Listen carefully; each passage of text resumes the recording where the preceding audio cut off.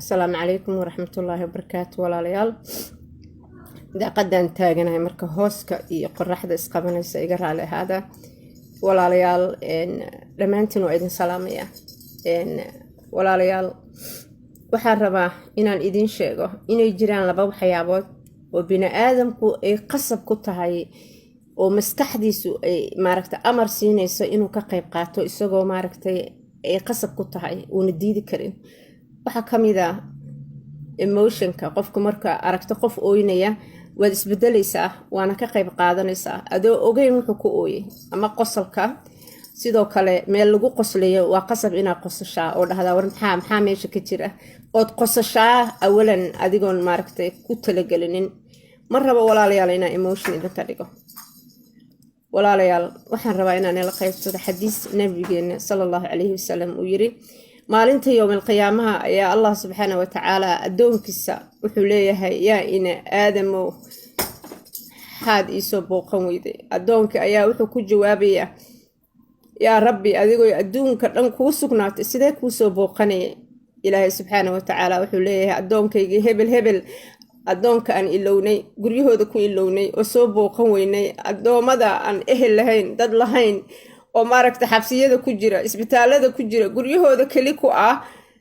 on booqa weyn ayuu ilaahay wuxuu leeyahay subhanahu wa ta'ala adoonkaygi hebel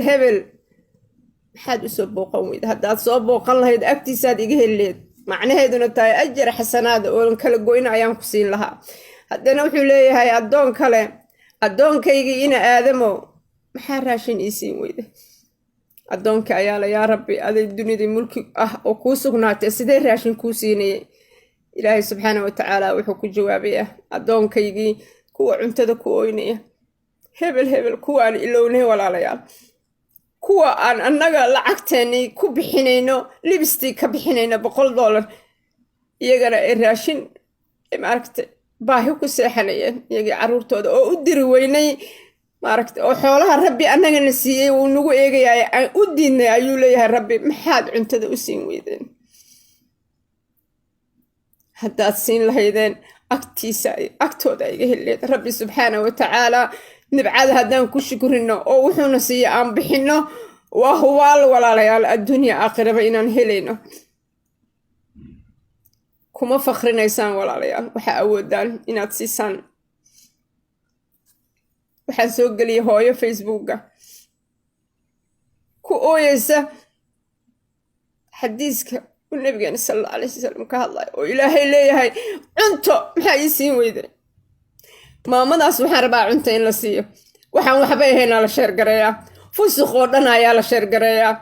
laakiin wixii wanaag ah oo la isfaraayo ma rabtaan walaalayaal maamadaas waxaa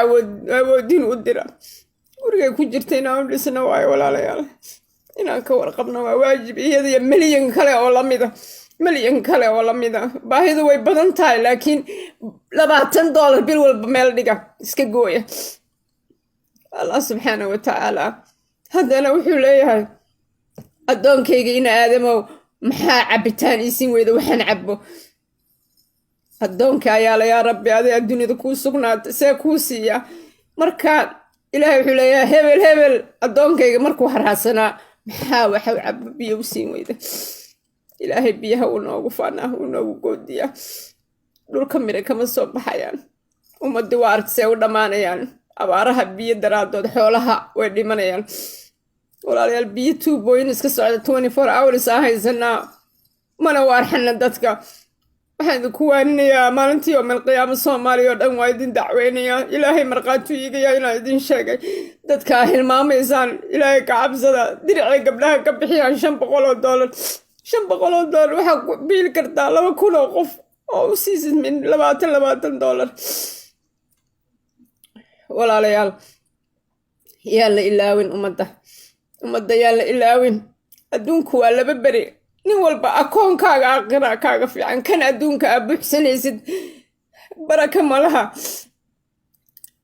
walaalayaal nabi ibraahim alayhi salaam wuxuu ahaa khaliilullah ilaahay saaxiibkiis waa nabiga kaliya loogu yeero khaliilullah wuxuu ku noqday dadka soo boqdo wax siin jiray gacantiisa furnayd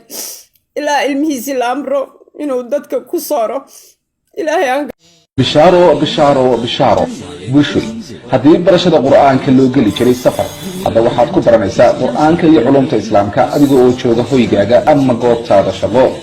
dugsiga online-ka ee barashada qur'aanka iyo culumta islaamka duruusta uu sida taxaanaha u bixinayo waxaa ka mid ah barashada qur'aanka iyo higaada culumta shareecada tarbiyada ubadka iyo luqadda carabiga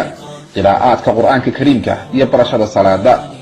isqoristu waa ay socotaa ee wixii faahfaahinaya intaasi dheer kala xiriir telefoonada iyo ciwaanada ku muuqanaya